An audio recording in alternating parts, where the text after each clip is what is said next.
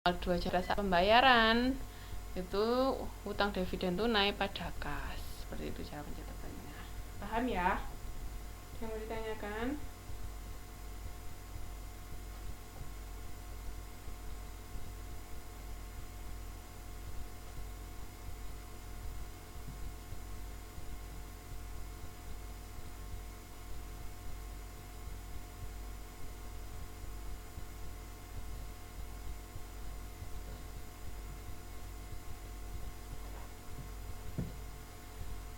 Oke, saya lanjutkan ya.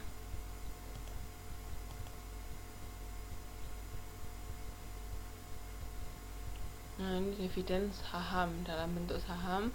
Tanggal 15 Desember 2010, Direksi Perusahaan Tuan Niko mengumumkan 5% dividen saham di 10.000 lembar saham nominal totalnya 210 juta yang akan dikeluarkan 10 Januari 2011 dengan anggapan harga pasar saham per lembarnya pada saat itu adalah 3.000. Jadi cara mencatatnya itu dividen saham kan karena yang dibagikan berupa saham, makanya catatnya dividen saham. Terus pada dividen saham yang akan dibagikan sama agio modal saham. Kok bisa tahu dia agio dari mana? Kalian tahu nggak kenapa kok bisa agio?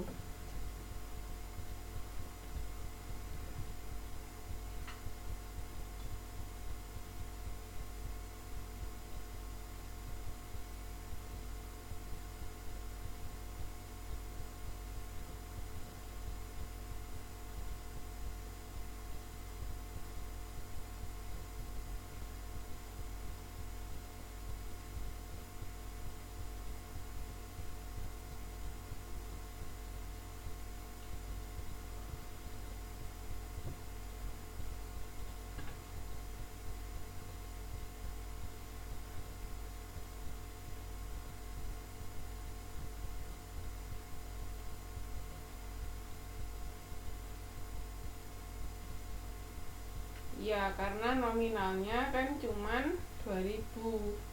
Itu kan dilihat dari totalnya aja 20 juta. Sedangkan ada 10.000 lembar.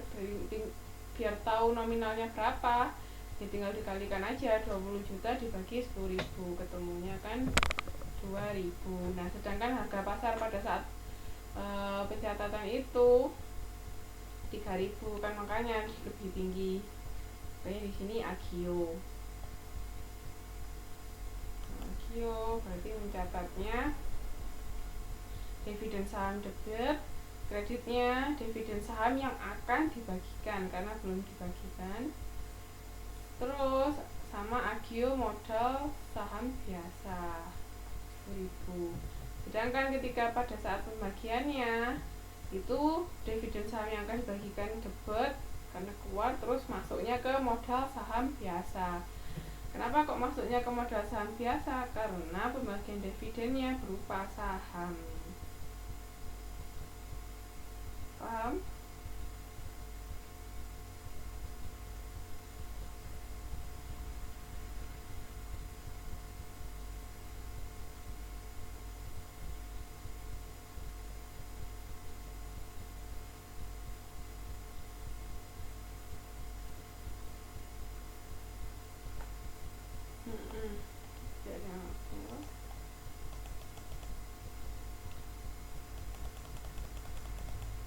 Paham? Ada yang mau ditanyakan?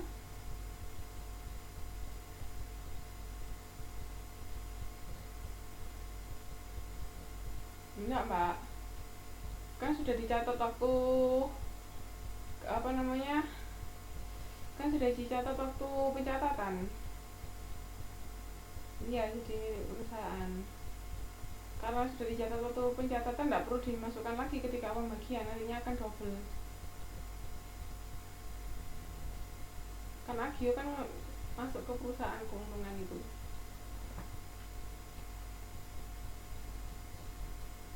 Saya lanjutkan ya. Nah, ini ada yang namanya pemecahan saham. Tujuan dari pemecahan saham itu untuk menurunkan harga pasar per lembar saham sama mendorong investor memiliki saham perseroan, jadi dipecah sahamnya. Di sini contohnya, sebuah perseroan dengan 100.000 lembar saham nominal 10.000 dapat mengurangi nilai nominal menjadi 5.000 dan menambah jumlah saham menjadi 200.000. Jadi yang awalnya nilai nominalnya 10.000 karena sahamnya dipecah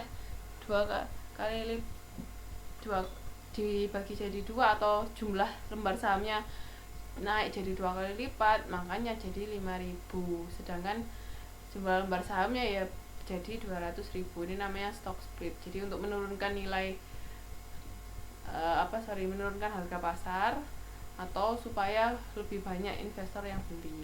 Sebenarnya kan kalau dilihat dari jumlah modal sahamnya ya sama, cuman harga yang berbeda nantinya, hanya harga sahamnya sama jumlah saham yang beredar, tapi total keseluruhan tetap sama sebenarnya.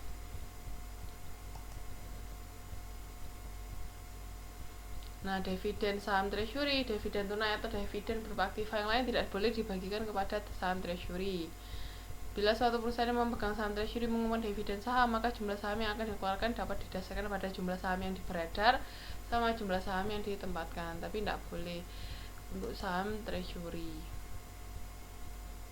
Nah, untuk laporan laba yang ditahan, bila perseroan terdapat akun penyisian, maka perlu membagi laporan laba yang ditahan menjadi 2, yaitu laba yang ditahan penyisian atau laba yang ditahan penggunaan yang tidak dibatasi. Maksudnya ada yang laba yang disimpan, ada juga laba yang untuk digunakan.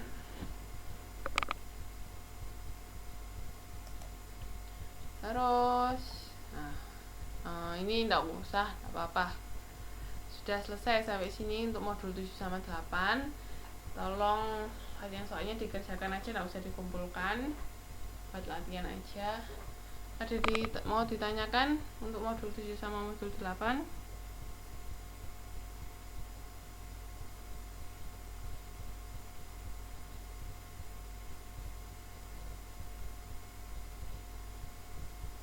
Ya bisa buat apa aja.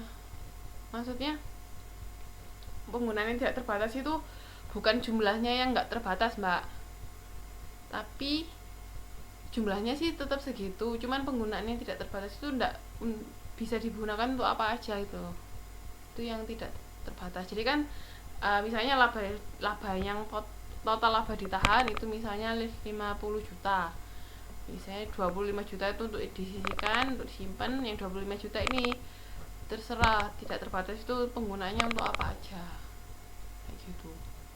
Bisa buat macam-macam, mau dibelikan mesin, kayak mau dibangunkan satu bangunan baru atau apa, terserah. Itu saham yang tidak terbatas.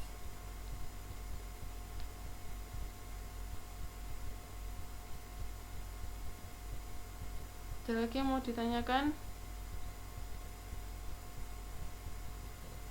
Oke, saya mau ditanya lagi? Mbak, mas.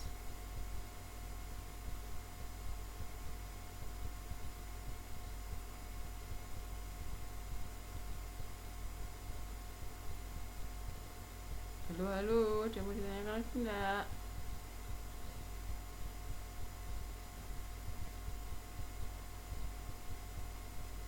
Ada.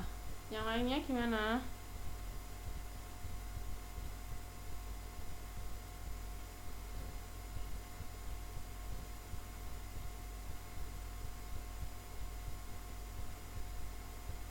Ada. Ya udah, kalau nggak ada, saya akhiri sampai di sini dulu untuk pertemuan malam ini. Tolong dipelajari lagi, kalau ada yang kurang paham silakan ditanyakan. Latihan-latihan soal dikerjakan ya, supaya lebih lancar. Kalau ada yang kecoan-kecoan itu bisa tahu. Oke. Terima kasih semuanya. Selamat malam, selamat istirahat. Semoga paham semua. Assalamualaikum warahmatullahi wabarakatuh. Sampai ketemu minggu depan.